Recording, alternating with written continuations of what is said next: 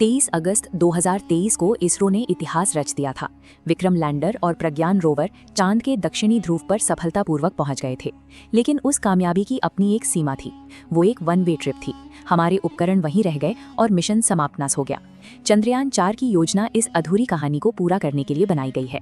इसरो का लक्ष्य चांद की सतह से 2 से 3 किलोग्राम रेगुलिथ यानी वहां की मिट्टी इकट्ठा करना और उसे भौतिक रूप से वापस धरती पर पहुंचाना है। दक्षिणी ध्रुव की इस मिट्टी की कीमत करोड़ों में है, क्योंकि इसमें बर्फ के रूप में पानी जमा है। भविष्य के मिशनों के लिए यही पानी ऑक्सीजन और रॉकेट ईंधन का प्राथमिक स्रोत बनेगा, जो गहरे अंतरिक्ष की यात्रा को संभव बनाएगा। पानी के अलावा इस धूल में हीलियम 3 छिपा है। ये दुर्लभ तत्व धरती के ऊर्जा संकट को खत्म कर सकता है। वैज्ञानिकों के अनुसार इसके जरिए हम अगले 1000 सालों तक असीमित न्यूक्लियर फ्यूजन एनर्जी पैदा कर सकते हैं। संसाधनों की इस रेस ने महाशक्तियों के बीच एक नई प्रतिस्पर्धा शुरू कर दी है। अमेरिका अपने आर्टेमिस मिशन के जरिए वहां स्थायी ठिकाने बनाने की तैयारी कर रहा है। वहीं चीन भी अपना लूनर रिसर्च स्टेशन स्थापित करने के बेहद करीब है। इन वैश्विक गतिविधियों के बीच चंद्रयान 4 भारत का वो रणनीतिक कदम है जो उसे उन चुनिंदा देशों के एलीट क्लब में शामिल कर देगा जो चांद से नमूने वापस लाने की तकनीकी क्षमता रखते हैं। इस वापसी के सफर को मुमकिन बनाने के लिए एक विशालकाय यान की जरूरत है। चंद्रयान 4 का कुल वजन 9200 किलोग्राम होगा, जो किसी भी पिछले भारतीय चंद्र मिशन से कहीं अधिक है। इस वजन को संभालने के लिए इसे 5 अलग-अलग हिस्सों में बांटा गया है: प्रोपल्शन, डिसेंडर, एसेंडर, ट्रांसफर और री एंट्री मॉड्यूल। ये पांचों हिस्से अंतरिक्ष में अपनी जिम्मेदारी निभाएंगे। इंजीनियरिंग की सबसे बड़ी चुनौती ये है कि इतना भारी वजन उठाने के लिए भारत के पास फिलहाल कोई एक रॉकेट नहीं है। समाधान के रूप में इसरो ने इस पूरे मिशन को 2 अलग-अलग रॉकेट लॉन्च के जरिए अंतरिक्ष में भेजने की योजना बनाई है।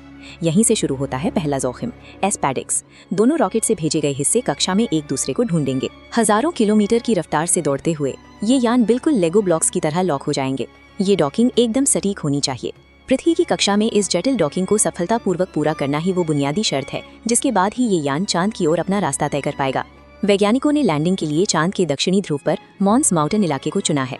इस क्षेत्र के MM4 पॉइंट पर केवल 5 डिग्री की ढलान है, जो सुरक्षित उतरने के लिए समतल जगह प्रदान करती है। लैंडिंग के बाद डिसेंडर मॉड्यूल में लगी एक शक्तिशाली ड्रिल और रोबोटिक हाथ सतह के नीचे से चट्टानों के नमूने निकालेंगे और उन्हें एक वैक्यूम सील्ड कंटेनर में बंद कर देंगे, ताकि वे धरती के वातावरण से दूषित न हो। सबसे रोमांचक पड़ाव तब आएगा जब असेंडर मॉड्यूल अपने इंजनों को चालू करेगा। ये चांद से टेक ऑफ करने वाला भारत का पहला यान होगा, जो लैंडर के निचले हिस्से को एक लॉन्च पैड की तरह इस्तेमाल करेगा। वहाँ कोई मानव इंजीनियर या बना बनाया लॉन्च पैड मौजूद नहीं है।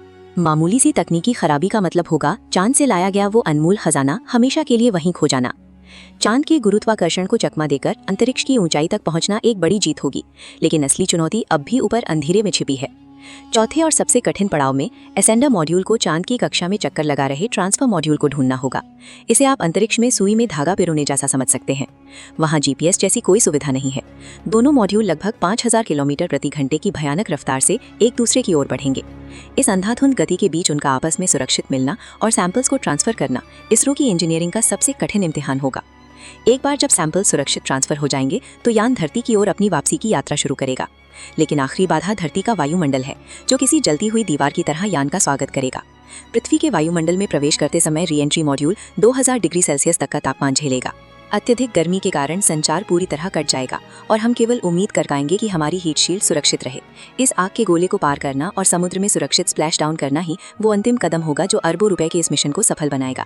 2104 करोड़ रुपए का ये बजट केवल मिट्टी के कुछ नमूनों के लिए नहीं, बल्कि भारत के भविष्य के अंतरिक्ष इंफ्रास्ट्रक्चर को तैयार करने के लिए आवंटित किया गया है। स्पैडिक्स डॉकिंग की सफलता सीधे तौर पर 2035 के उस लक्ष्य को मुमकिन बनाती है जहां भारत का अपना भारतीय अंतरिक्ष स्टेशन पृथ्वी के चक्कर लगाएगा। बिना डॉकिंग के इस स्टेशन का निर्माण असंभव है। ये रोबोटिक मिशन एक बड़ा ब्लूप्रिंट है। अगर हम आज मिट्टी वापस ला सकते हैं तो कल हम 2040 तक भारतीय अंतरिक्ष यात्रियों को भी चांद पर उतारकर उन्हें सुरक्षित घर वापस लाने की क्षमता विकसित कर लेंगे। मंगलयान 2 और वीनस मिशन जैसी आगामी योजनाओं के साथ मिलकर ये तकनीक भारत के गहरे अंतरिक्ष अन्वेषण की नींव रख रही है। चंद्रयान 4 साबित करता है कि भारत अब अंतरिक्ष में केवल एक भागीदार नहीं है, बल्कि वो उन चुनिंदा ताकतों में शामिल हो चुका है जो भविष्य की लूनर इकोनॉमी और सौर मंडल के अन्वेषण की दिशा तय करेंगी।